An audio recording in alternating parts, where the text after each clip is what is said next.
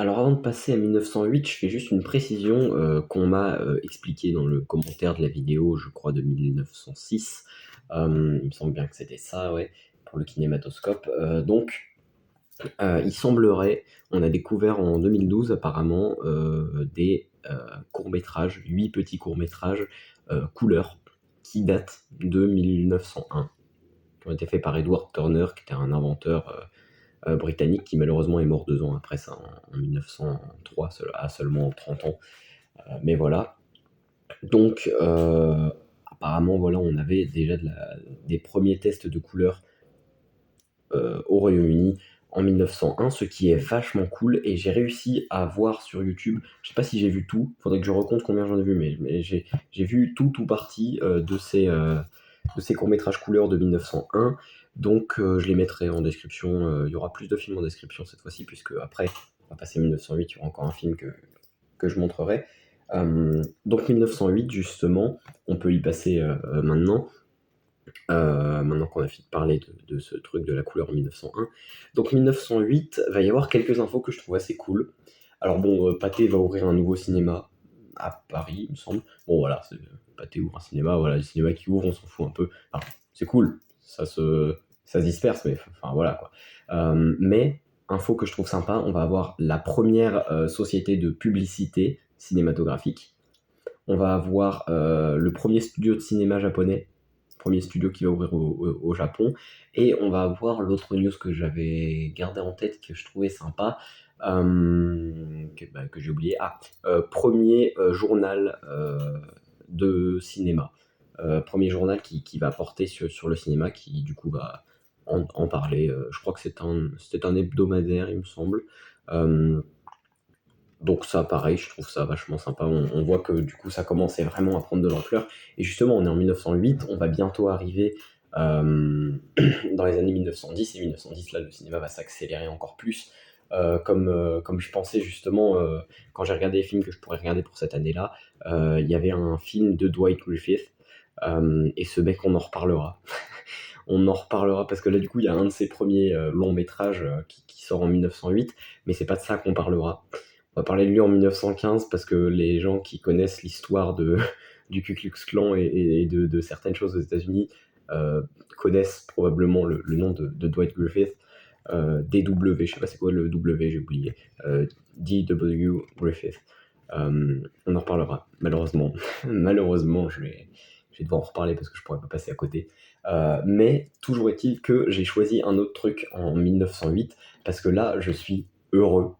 Je suis très heureux parce que on a un film d'animation qui sort. Et j'adore l'animation. Et en plus, un film d'animation qui a recours à la stop motion. J'adore l'animation et la stop motion. Donc, je suis super content. Donc, alors, c'est pas le premier film d'animation. C'est, semble-t-il, de ce que j'ai trouvé, le film dont je vais parler, semble-t-il, est le deuxième film d'animation de l'histoire de la Terre. De l'histoire du cinéma, parce qu'on va déjà avoir en 1906 James Stewart Blackton, dont j'ai déjà parlé pour je ne sais plus quel film, au début de ma série de vidéos. James Stewart Blackton, qui du coup était un des premiers réalisateurs du monde, qui est américain, et qui va en 1906 sortir ce truc où on a tableau noir à la craie des dessins qui se font. Au début, on a une petite séquence vidéo où on voit la main du dessinateur passer, faire le petit bonhomme, etc. Et ensuite, ça va passer en stop motion où on voit du coup à chaque image le dessin change et du coup, c'est le concept de la stop motion, hein, on change un petit peu le truc entre chaque image. Et du coup, ça fait des dessins qui sont animés. Donc, c'est un dessin animé, c'est un film d'animation donc. En 1908, donc, on va avoir le premier film d'animation français et semble-t-il le deuxième film d'animation de la Terre, qui utilise donc la stop motion qui a déjà été utilisée quelques années avant hein, par un Américain, encore une fois, un autre États-Unien qui avait filmé la destruction d'un building, donc depuis un bâtiment en face, et il filmait pendant 8 heures par jour pour éviter la nuit et tout. 8 heures par jour, il prenait une photo toutes les 30 minutes, et ça a pris plusieurs semaines de démolition de l'immeuble. Et du coup, comme il prenait une photo toutes les demi-heures pendant 8 heures, ça faisait 16 photos par jour, et 16 images par seconde, justement, c'était la cadence du cinéma à l'époque. Donc ça fait une journée en une seconde, Et donc il y avait tout qui défilait, les passants qui bougeaient dans tous les sens, on avait les vitrines qui s'ouvraient, qui se fermaient. Peut-être j'essaierai de le retrouver et de le mettre en description aussi. Comme ça, je vais mettre un max de trucs, ça va être blindé.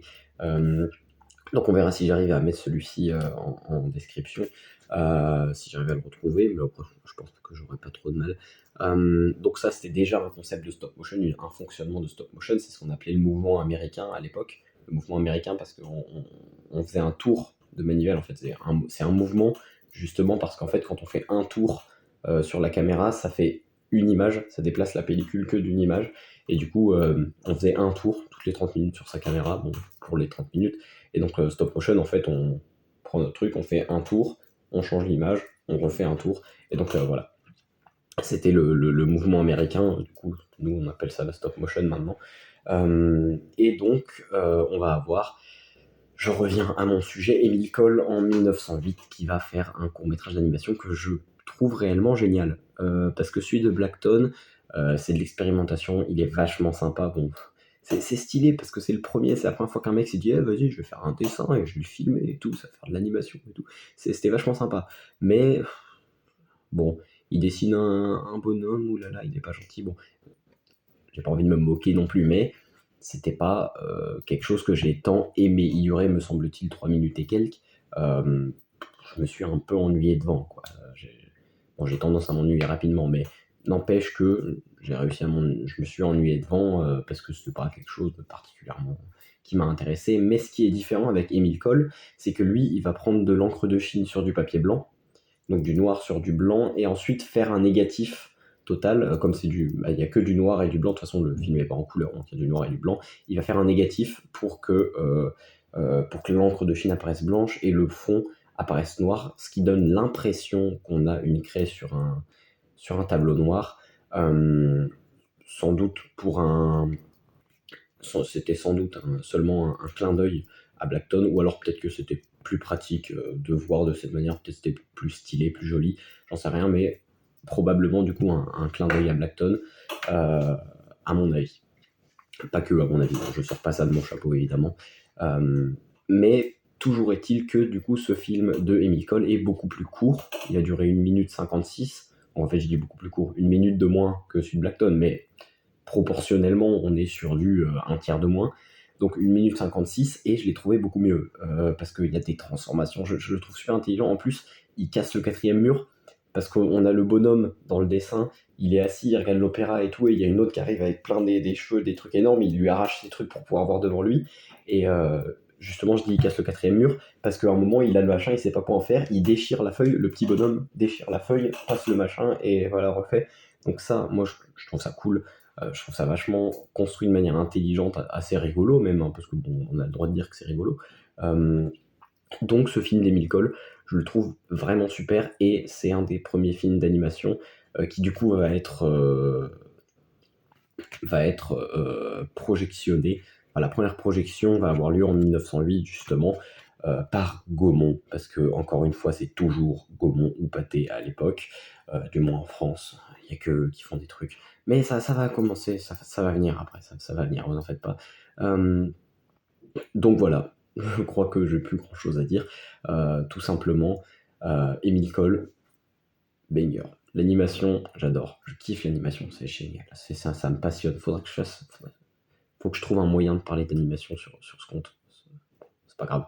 J'en parlerai dans les prochaines vidéos des années, parce que rien m'empêche de parler d'un Pixar quand j'arriverai à l'an 2000, j'en sais rien.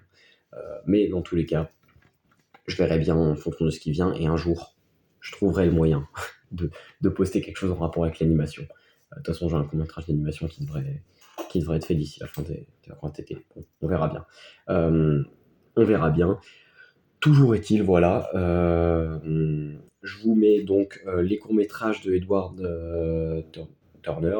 Je vous mets le film de Blackton, le film d'animation de Emile Cole, et si je peux, j'essaie de mettre la destruction du building new-yorkais avec, pour avoir la stop motion. Et voilà. D'ailleurs, ça fait une vidéo plus longue que d'habitude, c'est vrai, j'ai beaucoup plus dépassé déjà avec le rappel sur les couleurs au début, et avec en plus plus de choses à dire, parce que le film est génial. Le film est trop bien, et puis c'est l'animation, là on commence Donc voilà, c'est tout. Je fais jamais d'outro, donc j'ai pas besoin de chercher une outro, je n'en fais jamais. Au revoir.